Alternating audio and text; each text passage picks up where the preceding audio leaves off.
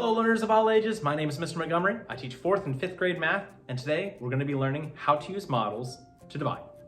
One of the models that we can use to help us with division is called an array. So if I have the problem 72 divided by 6, well, I have 72 squares here. I have 7 rows, 10 columns, and 2 extra ones, but I wanted to figure out how they can be divided equally. So I decided to make 6 different rows, 1, 2, 3, 4, 5, and 6, and figured out how many columns I would have altogether. So 1, 2, 3, 4, 5, 6, 7, 8, 9, 10, 11, 12. So 12 and 6. Well, then that means that 12 times 6 should be 72. 6 times 2 is 12. 6 times 1 is 6, plus 1 is 7. There are 72 squares that are divided up into 6 equal parts.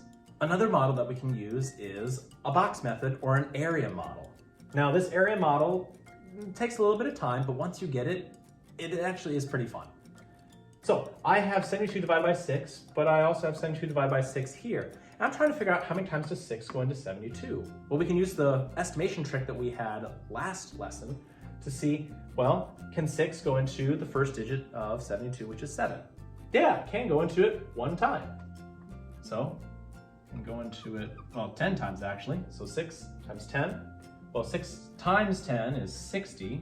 And if I subtract, I want to figure out how much I have left. So 2 minus 0 is 2, and 7 minus 6 is 1. Well, I'm going to bring that 12 back up to the top here.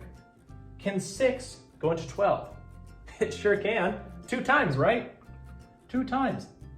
6 times 2 is 12. And if I subtract those, I have nothing left. Well, I have 10 in this column and 2 in this column. I'm going to add those 2 columns together to get the number 12. Let's work on another problem using that area model method. Now, I have 90 divided by 5. I'll have 90 inside the box and 5 outside the box. So I'm going to look at my first digit of 9. Can 5 go into 9? Yes. Can 5 times 2 go into 9? No, that's 10. It can't fit in that one spot. So we know that you can only go into it 1 time here and 0 times there. So 10 times. 5 times 10 is 50. I'm going to subtract and figure out what I have left. 0 minus 0 is 0, and 9 minus 5 is 4. I'm going to bring my 4 up to here, and 40. Well, can 5 go into 40 evenly? Well, if I count my 5s, 5, 10, 15, 20, 25, 30, 35, 40. I got 8. So 5 can go into this 8 times. I'm going to be adding these 2 together to get 18.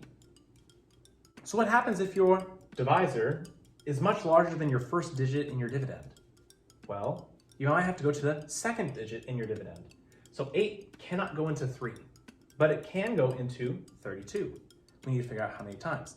We could count by 8, 16, 24, 32, or we could do something called doubling. I could go 8 times 2. Well, 8 times 2 is 16. And then I could figure out what 16 times 2 is. 2 times 6 is 12, and 2 times 1 is 2 plus 1 is 3. So that means that if I did 8 times 2, well, that's 16, that's times 2. And 16 times 2, that's another 2, that'd be 4. All right, my 4th grade friends, if we take a look at page 97 in our workbook, we will see our practice problems number 1, 2, and 3. The directions say divide. You can choose whether to use area models, you could choose to use an array, you could choose to use inverse operations, what we've done earlier in the chapter, to figure out what the answer is. It just really depends on you and your learning style.